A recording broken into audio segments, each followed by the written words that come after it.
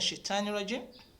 Bismillahir Rahmanir Rahim. Ẹ káàsán kúrò lẹ́kalẹ́ ní ìgbà tí bá ń wo èmi on Point by Two ṣàlàáfíà lẹ́wà. Gbogbo ẹ̀yin tẹ́ ti subscribe, thank you so much. Topic tí mo fẹ́ ṣe nísìnyí, topic tó jẹ́ pé mo ti ṣe tẹ́lẹ̀ ni. Mo ti mẹ́nu bà tí mo sọ pé màá padà wá ṣe ní fully.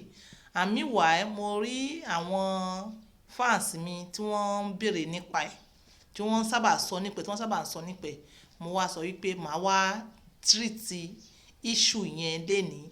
So ká tó go on, ẹ mọ́ gbàgbé product mi tí mo pè ní On Point by Two Black Seed Therapy tó ń ṣe ọmọkùnrin ní àǹfààní púpọ̀ all rounder, all aspects. Ṣó yé yín? Age kankan ò dífá o, àti ọkùnrin àti obìnrin kò dífá. So ẹ lè contact mi lórí nọ́mbà mi tí mo bá kọ On Point by Two sí.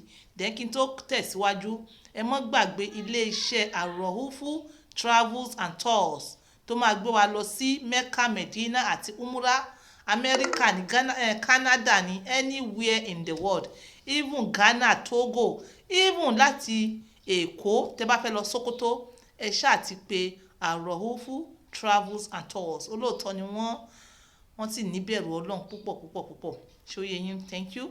Ó jẹ́ ká mọ̀ tẹ̀síwájú. So topic tí mo fẹ́ ṣe lénìí ni àwọn olóyìnbó ń pè ní perennial disease or diseases anyhow. Tí mo bá ní kí n pieces ẹ̀ sí wẹ́lẹ́wẹ́lẹ́ ní tí n sọ ní èdè lóyìnbó, ó ní nǹkan bóyá pains àbí anything tó máa fà á tí nǹkan ọmọkùnrin ó fi wá wọ́.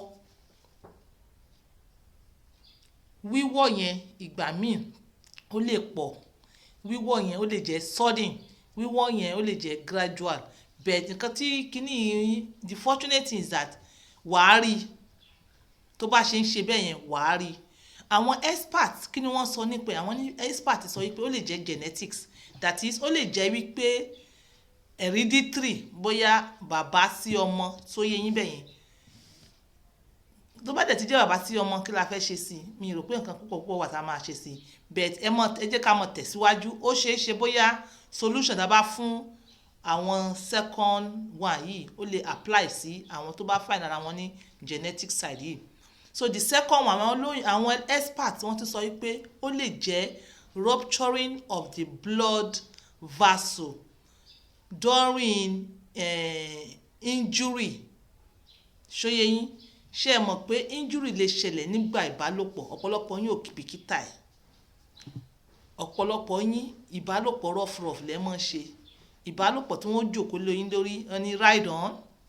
Ẹ mọ̀ pé ride on yẹn bẹ́ẹ̀ ṣe ń bend díẹ̀, ó lè jẹ́ kí blood vessel kó rupture. Àbí ó lè jẹ́ pé during sports. Ó dẹ̀ lè jẹ́ during any physical accident. Ó lè jẹ́ home accident, ó lè jẹ́ workshop accident tó máa affect nǹkan ọmọkùnrin tá à ń pè ní okó. So tí accident yẹn bá wá ṣẹlẹ̀, ṣé ẹ mọ̀ pé ó máa bẹ̀rẹ̀ sí ní heal. Tó bá wá heal, ó máa form scar. Scar yẹn ó lè jẹ́ kí perennial disease form.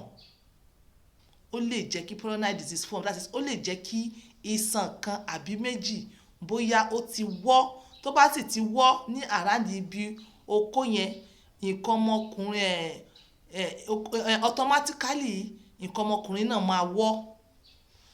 Ní táàmù tí scar yẹn bá ń ṣẹlẹ̀, ọ̀pọ̀lọpọ̀ yín lè feel ẹ̀, but ẹ lè má kọbi ara sí i. Tí kíní bá dẹ̀ ń ṣẹlẹ̀, ṣó yé yín?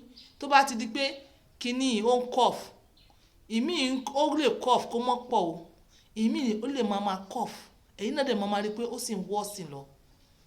Kíní dẹ̀ máa ń ṣe, ó máa ń jẹ́ kí nǹkan ọmọkùnrin short. Kò kí ń fún ní ọmọkùnrin tó ti rí pé òun ti ń nà dáadáa, tó ń nà, ó lè di pé kò ní nà mọ́.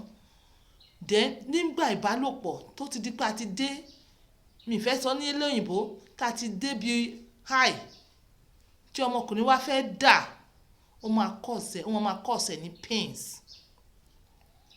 so ó máa cause ẹ̀ ní tó bá dẹ̀ tí wàá rí pé kíní ń cause ó ní pains kí ló máa ṣe ó máa fún ní ìdààmú lọ́kàn ó máa suffer nínú heart ẹ̀rù bíbà ó máa bẹ̀rẹ̀ sí ní wọ inú ìbálòpọ̀ òun àti bóyá ìyàwó rẹ̀ kò ní fẹ́ ṣe mọ́ at the end of the day kí ló máa ṣe ó máa kill kan tá à ń pè ní zeal mo máa pè ní zeal nísìnyí fẹ́ pè ní the other one àbí ká sọ pé kèé jẹ́ pé báyìí ó lè kill libido ó lè fa ìrẹ̀wẹ̀sì ọkàn ó lè pa gbogbo agbára ọkùnrin òun ló fi di pé tẹ́ bá notice ẹ tètè jára mọ́ and alhamdulillah ibi tí kìíní ìdáadé ni pé you can help yourself nílé tá a máa ń pè ní home treatment you can help yourself nílé pẹ̀lú maybe self massaging tó máa stretch ibẹ̀ yẹn ẹ máa wá oil bíi castor oil ṣóyè yín mèmí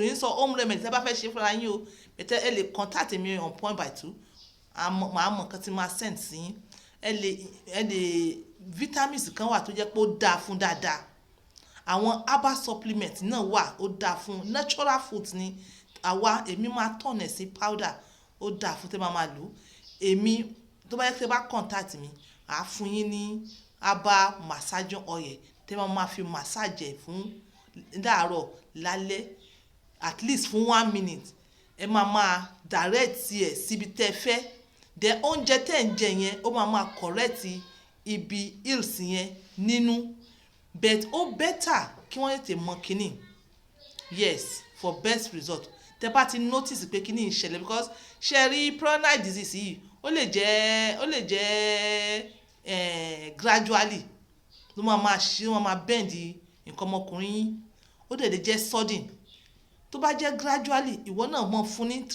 above treatment tí mo ti sọ yìí ní gradually ó máa correct tó bá dẹ̀ jẹ́ sudden náà fún then tó bá wá rí i pé kíní fún yín ní pains kò ẹ dẹ̀ ti ṣe gbogbo nǹkan tá a ní kẹ́ ẹ ṣe yìí ẹ ti lògùn ẹ ti lọ sí 1 or 2 chemist ẹ ti lògùn wọ́n ti fún yín nǹkan tẹ́ máa màsá wọ́n fún yín ní vitamins tó dáa wọ́n ti fún yín ní àwọn oògùn míì tó yẹ yín vitamins tó dáa fún kíní bíi mo yẹ fẹ́ recommend ẹ̀ mo yẹ fẹ́ sọ tó yẹ yín vitamins tó dáa bíi àwọn vitamin E bíi omega 3 fatty acid tẹ́ bá lọ sí hospital wọ́n máa recommend àwọn oògùn míì tó tún dáa fún yín o tó yẹ yín ìwọ tó bá rí pé ó ń fún ẹ ní sleepless night inú rẹ ò dẹ̀ dùn bó ṣe ń ṣe o lè contact àwọn urologist bẹ́ẹ̀ ìwọ tó bá sì fẹ́ fúnra ẹ ní like a kind of self medication tó yẹ o wá mọ irú medication tó lè lò o mọ irú massaging tó máa fún o lè contact mi on point by 2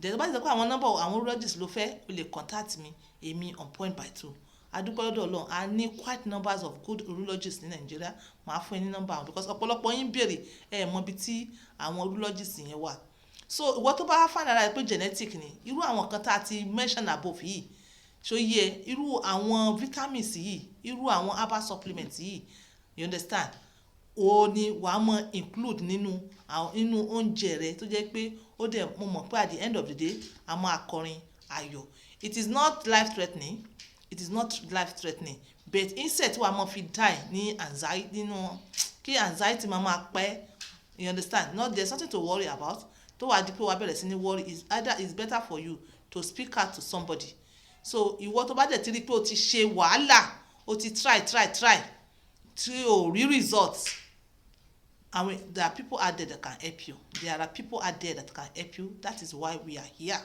so this is on point by 2 using my words for others bye.